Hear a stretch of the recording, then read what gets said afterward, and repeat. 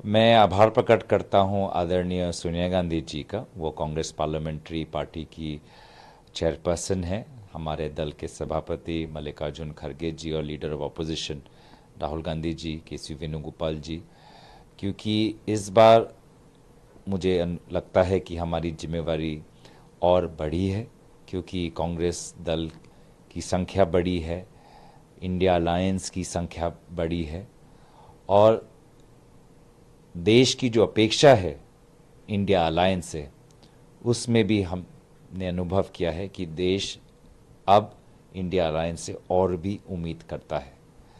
आने वाले सत्र में हमारी ये कोशिश रहेगी कि जो विश्वास हमारे दल के नेताओं ने हम पर जताया है, जो आशा देश के लोग हमसे करते हैं, जो प्यार मेरे लोकसभा क्षेत्र के मतदाताओं ने मेरे पे रखा, उन सभी के प्रति हम अपना कर्तव्य निभाते जाएं। दूसरा सवाल सर ये है कि आप काफ़ी संयमशील दिखते हैं, लेकिन सदन में आप काफ़ी मजबूती से अपनी आवाज़ या तो कांग्रेस को डिफेंस करने के लिए उठाते रहे हैं या सरकार को घेरने के लिए। आगे अब आपका रुख क्या रहेगा, खासकर जो बजट सत्र आने वाला है? देखिए, हम चाहते हैं कि सदन निष्पक्ष रहे।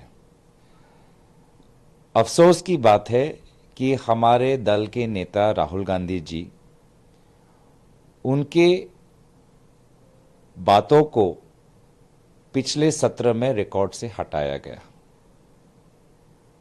जब उन्होंने कहा कि नरेंद्र मोदी जी पूरा हिंदू समाज नहीं, बीजेपी आरएसएस पूरा हिंदू समाज नहीं, ये महत्वपूर्ण बातें जो आपने कैमरा में देखा, सभी ने सुना, रिकॉर्ड से वो हट गए।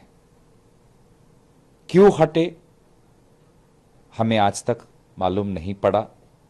राहुल गांधी जी ने चिट्ठी भी भेजा, और इसके आधार पर जो बीजेपी भ्रम फैलाने की जो कोशिश की, उस भ्रम का उत्तर बद्रीनाथ के लोगों ने उपचुनाव में दे दिया।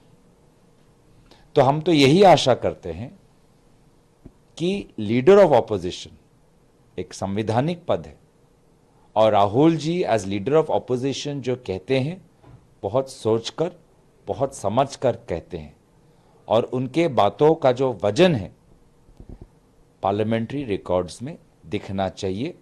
और लीडर ऑफ ऑपोजिशन, एक संवैधानिक पद पर बैठे हुए व्यक्ति को जो सम्मान मिलना चाहिए, हम उसकी अपेक्षा करते हैं।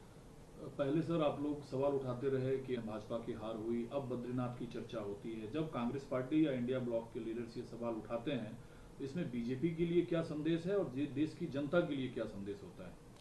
कि देश की जनता भी यही समझती है जो राहुल जी कहते हैं, कि हिंदू हिंसक नहीं, कि हिंदू शक्तिशाली लेकिन शक्ति का दुरुपयोग नहीं करता, कि हिंदू संवेदनशील और दूसरों के प्रति अत्याचार नहीं करता, कि हिंदू सत्य के मार्ग पर चलता है और झूठ और भ्रम पर निर्भर नहीं होता।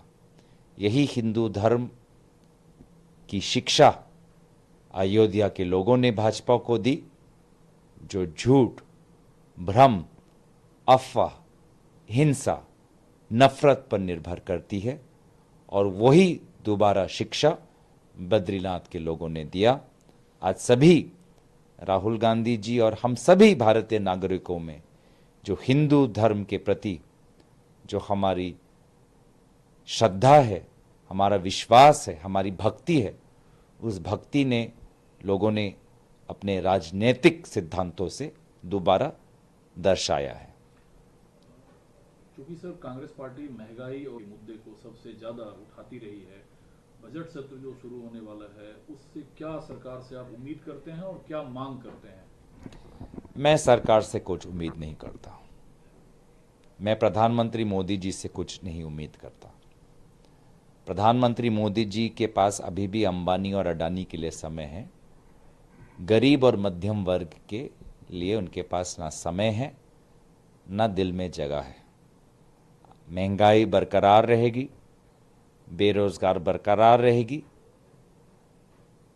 कुछ मार्केटिंग, कुछ गिमिक्स के स्लोगन्स आएंगे, कुछ अच्छे शब्दावली का प्रयोग प्रधानमंत्री मोदी जी करेंगे, लेकिन कोई ठोस कदम महंगाई के पक्ष में, बेरोजगारी के विरोध मैं प्रधानमंत्री मोदी जी से अपेक्षा नहीं करता। हां, अगर प्रधानमंत्री कोई और होते तो शायद भाजपा महंगाई पर आज कुछ काम करती, पर आपने देखा चाहे शिक्षा मंत्री हो, चाहे वित्त मंत्री हो, आज नीट का इतना समस्या है लेकिन शिक्षा मंत्री बरकरार है।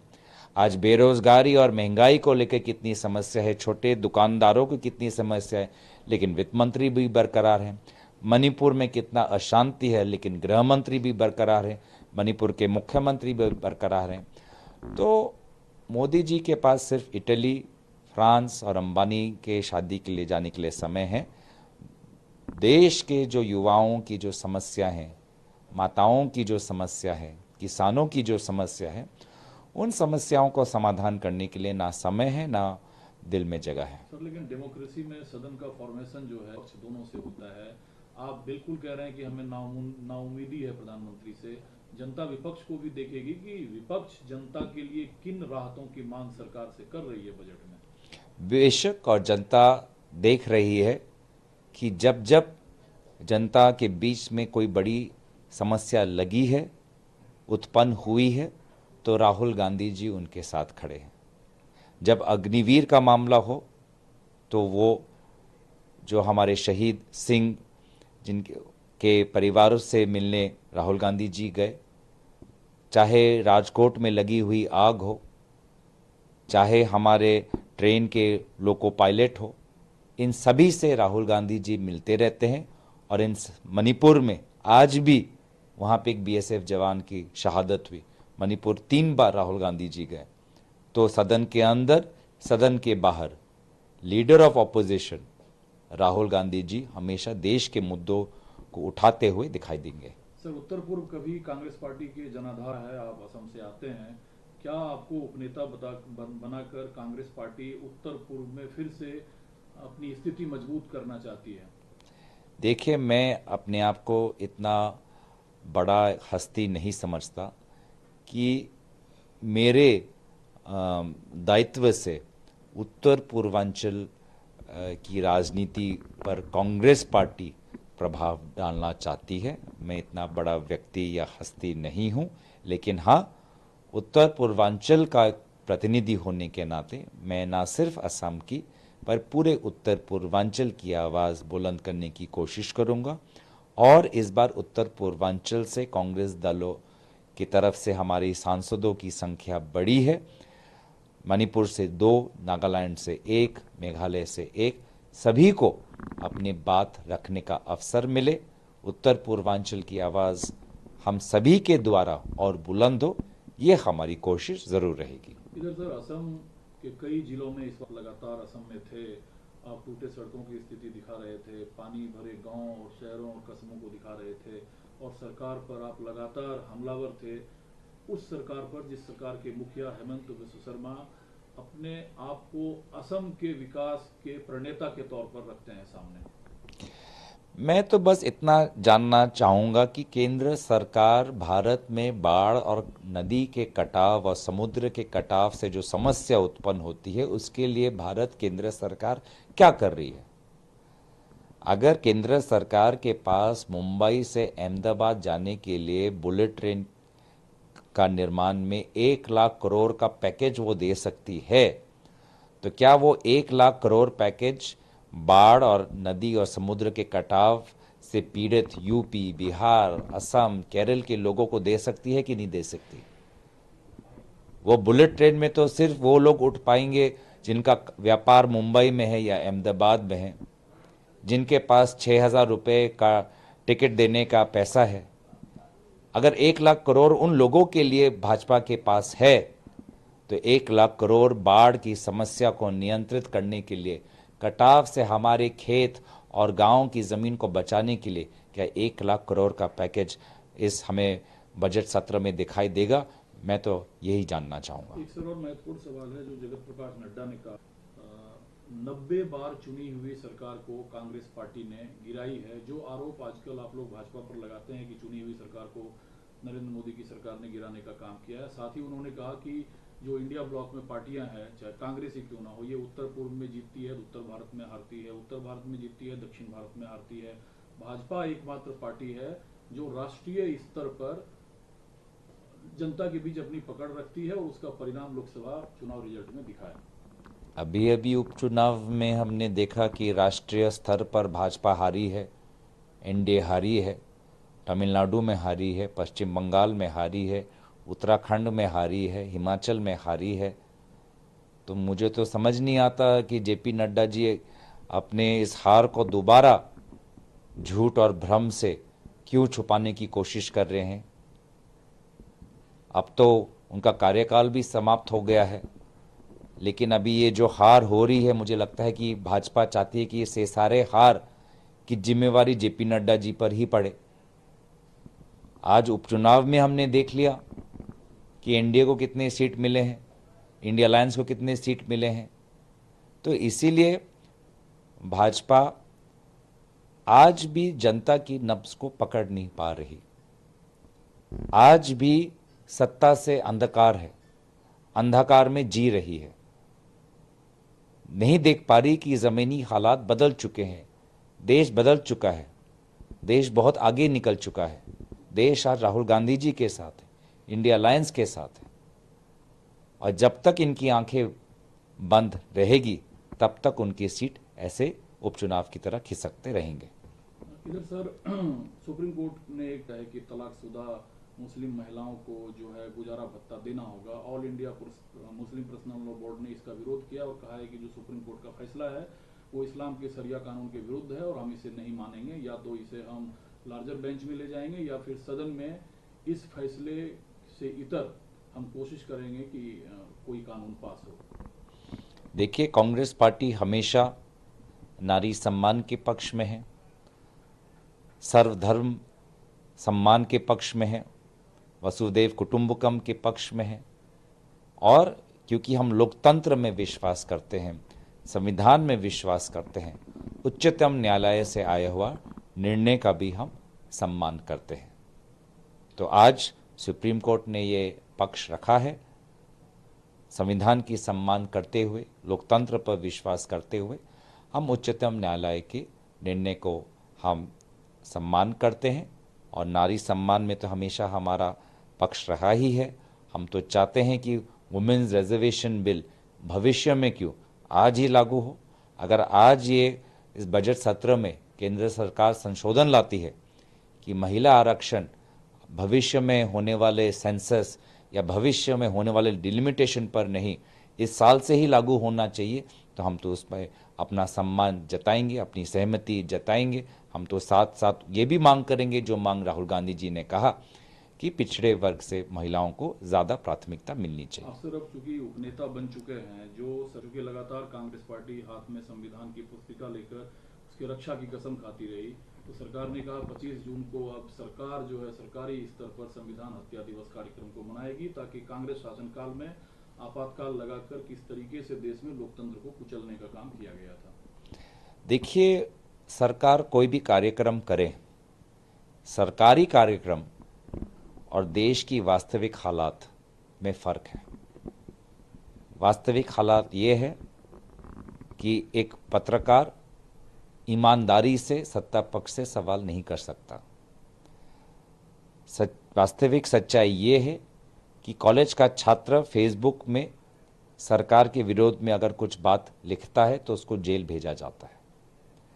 वास्तविक सच्चाई ये है कि इनकम टैक्स ईडी तब काम करती है जब कोई व्यक्ति विरोधी दल में हो। जैसे ही वो भाजपा में शामिल होता है उस पर ईडी इनकम टैक्स का कार्रवाई खत्म हो जाता है।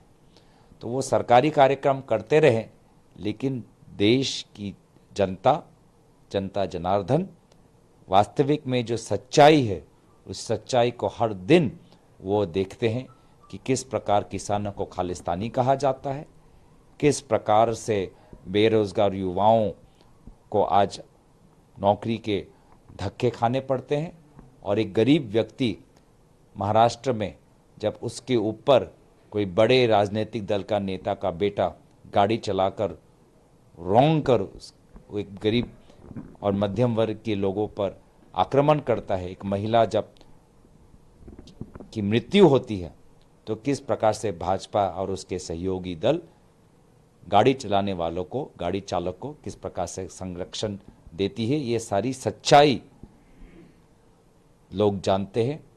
और इस सच्चाई को भाजपा अपने सरकारी कार्यक्रम से छुपा नहीं सकती। भाजपा ये भी कहती है, जगत प्रकाश नड्डा ने पार्टी संवैधानिक तौर पर धार्मिक आधार पर आरक्षण देने की व्यवस्था नहीं है, आंध्र प्रदेश में आप लोगों ने दिया। भाजपा के नेता स्वयं विभिन्न समय पर कहते थे कि 400 पार चाहिए, क्योंकि संविधान उनको बदलना है, जिसका उत्तर लोगों ने लोकसभा चुनाव में दिया। क्या जेपी नड्डा जी नकार सकते हैं कि उनके लोगों ने ऐसा कहा?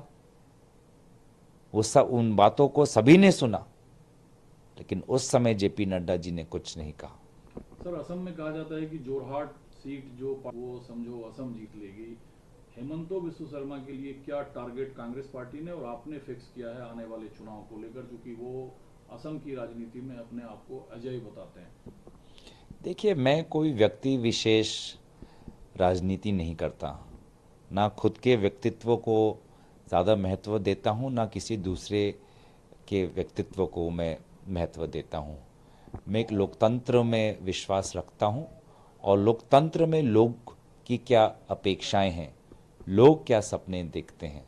असम को लेकर, उत्तर पूर्वांचल को लेकर, एक असम का युवा, एक असम का किसान, एक असम का एंटरप्रेन्योर, असम के विभिन्न समुदाय, उनके क्या सपने हैं, उन सपनों को साकार करना ही हमारा उद्देश्य है। एक सर आखिरी सवाल मैं फिर उस पर आऊंगा, चूंकि पहले मैं आपसे बात कर रहा हूं, जब बजट सत्र शुरू होना है, कांग्रेस पार्टी और इंडिया ब्लॉक के अन्य दल कुछ तो योजना आप लोग बना रहे हैं या बनाएंगे कि सरकार से किन राहतों की मांग की जाए जिससे सीधा जनता लाभान्वित हो?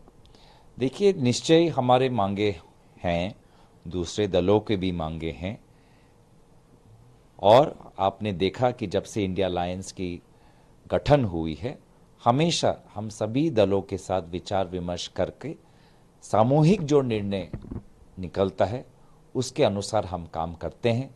आदरणीय खड़गे जी सभी दलों के नेताओं के साथ विचार विमर्श करके, राहुल गांधी जी और विभिन्न हमारे दलों के नेताओं के साथ विचार विमर्श करके जो सामूहिक निर्णय आएगा, उस सामूहिक निर्णय का परिणाम आप आने वाले सत्र में देखेंगे। हमले प्रधानमंत्री मोदी पर किए, लेकिन इस बार मीडिया एक्स पर जो है वो 100 मिलियन फॉलोअर्स को पार कर दिए हैं। उन्होंने खुद भी इस पर खुशी जताई है। इस आंकड़े के सहारे नरेंद्र मोदी दुनिया के उन सर्वप्रथम नेताओं में से हैं जिनके फॉलोअर 100 मिलियन से ज्यादा हैं।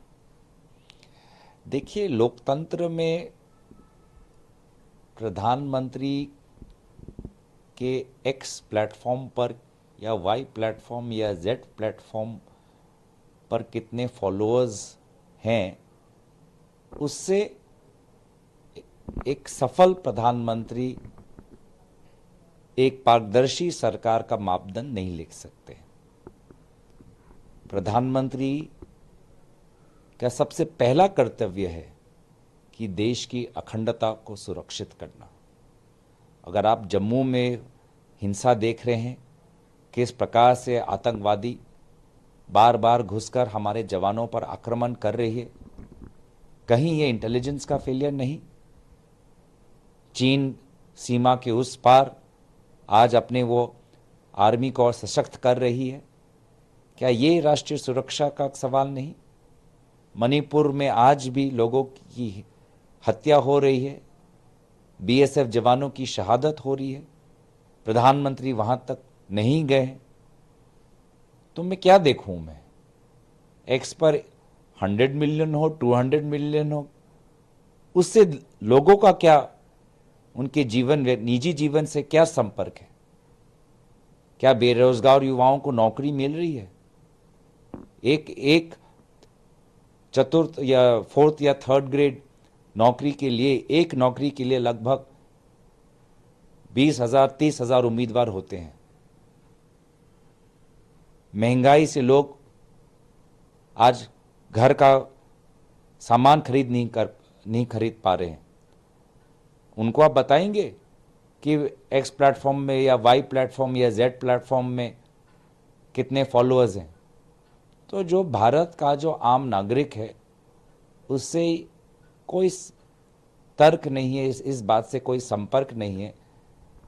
और अफसोस है कि भाजपा ऐसे ऐसे बातों पर वाह कर रही है और जो देश की जो वास्तविक हालात है उसको नजरअंदाज कर रही है। भाजपा ये भी आरोप लगाई है कि कांग्रेस पार्टी, खास करके बाकी हिस्सों में समाजवादी पार्टी, अल्पसंख्यक समुदाय को डर दिखाकर लोकसभा चुनाव में वोट हासिल किया है। भाजपा अब जमीन पर उतरेगी और सबको एकजुट कर विश्वास में लेने की कोशिश करेगी कि कांग्रेस पार्टी बेवजह डर दिखाकर वोट हासिल किए। राहुल गांधी जी हमेशा मोहब्बत की दुकान खोलना चाहते हैं, लोकतंत्र की रक्षा और संविधान की रक्षा की बात करते हैं। तो हम तो लोगों का विश्वास और लोगों की आशीर्वाद की अपेक्षा करते हैं, लोगों के बीच में प्यार और भाईचारा की बात करते हैं। ये चेतावनी अगर कोई देता है तो मोदी जी देते हैं। सदन के अंदर हमें याद है कि किस प्रकार से वो चेतावनी, वार्निंग, ऐसे प्रकार की शब्दों का इस्तेमाल करते हैं। हमें देखा है सदन के अंदर कि गृह मंत्री खड़े होकर किस प्रकार से व्यवहार हमारे साथ करते हैं। तो ये डर की भाषा ये हमारे मुंह से नहीं, ये डर की भाषा प्रधानमंत्री मोदी जी और गृह मंत्री अमित शाह जी के मुंह से निकलता है।